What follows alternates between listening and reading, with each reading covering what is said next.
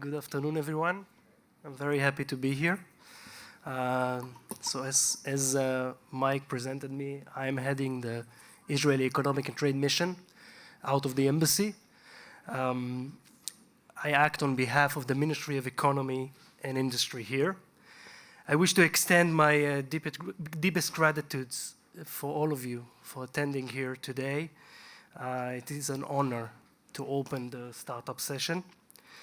First and foremost, I would like to thank all of those who put this day together. Benny Moran, the Shai family, you are truly an inspiration to all of us, as well as our colleagues at the Israeli Ministry of Foreign Affairs, the Israeli Export Institute, and my dear colleagues at the UK Embassy in Tel Aviv. Last but not least, my dear team worked very hard on having a lot of you here in the room, so thank you to the team as well. Recently, I came across a very inspiring lecture by Mr. Dror Bin, the CEO of Israel's Innovation Authority, and he had some projections on the Israeli economy that were a bit different from what you heard today, so I hope I can give a new vision with his insights coupled with some of my own observations. The Israeli economy is at a relatively low state compared to its soaring heights in the recent past, like any economy would be in a state of war. However, it is about to rise up once again. The question is not if, it is a question of when and how. As regards to when, anyone can see that there are very strong indicators that this is happening sooner than later. This is because that in the last 24 years, after each crisis, and Andrew talked about it a bit, the Israeli economy has rose and outperformed its previous level, also comparing to the OECD benchmark.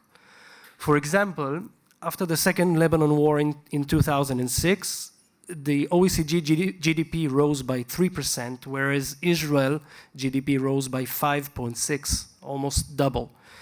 In 2009, after the subprime crisis, when the OECD GDP declined in 3.4%, Israel's GDP rose in 0.9%. And in the last major conflict in Gaza in 2014, the previous military operation, the OECD GDP rose by 2.1%, whereas the Israeli GDP almost doubled that number to 3.9%. In regards to the question of how will the Israeli economy will rise again, this is an answer the answer is, that we have no choice. And I will briefly elaborate. It is no great secret that in the last 5 years, the Israeli economy faced some of its toughest challenges to date. These have included the pandemic, global economic crises, regional geopolitical issues, and of course, October 7th.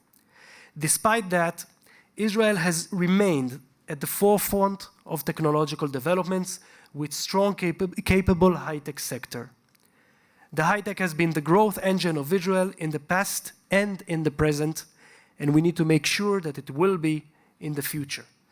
The fundamental strength of the Israeli high-tech has not changed. We have incredible entrepreneurs, exceptional innovators, outstanding researchers, and supportive environment for business. Statistically, the high-tech accounts for 20% of Israel's GDP and 50% of its exports. Let that sink.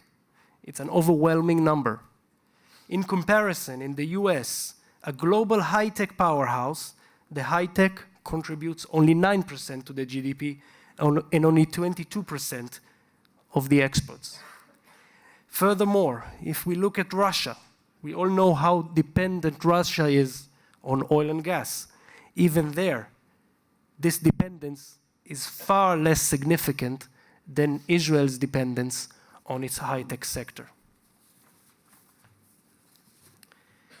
In 2024, even in wartime, while facing countless attacks on its civilians and its borders, with a large portion of the workforce engaged in reserve service, a nation fighting for its life was still number 3 in the world in financing startups after the Silicon Valley and New York. In 2024, we raised almost $9 billion for startups, even while our economy resources were stretched, our people still finding ways to be more resourceful, innovative, and efficient. What is even more astonishing is that the capital raised in 2024 was 20% more than 2023. Now, not everything is optimistic. Much of these investments are in cybersecurity, a well-trusted sector, or mature companies who have already a proven business model and gained investor trust. There is much we need to do in order for early-stage companies to keep going and for the Israeli high-tech to keep thriving. However, the remarkable numbers of investments in 2024 ultimately demonstrate that when we are in survival mode, we thrive. And this is where there is an opportunity for all of those who believe in the Israeli economy and its will to rise. At the Israeli Economic and Trade Mission in the UK, we are here to support you in realizing your goals in this vibrant market. We are here to assist Israeli and British companies in business and investments. Together with our esteemed partners and large networks, we promote Israeli exports, support UK investments into Israel, and offer companies scouting, market research, delegations, business events, networking, and much, much more. With our passionate and dedicated team, backed by our partners both here and in Israel, we are here to help you. So please reach out to us. We want to be in touch with each and every one of you. And I would like to finish by praying that our hostages will come back swiftly and safely home. Thank you very much.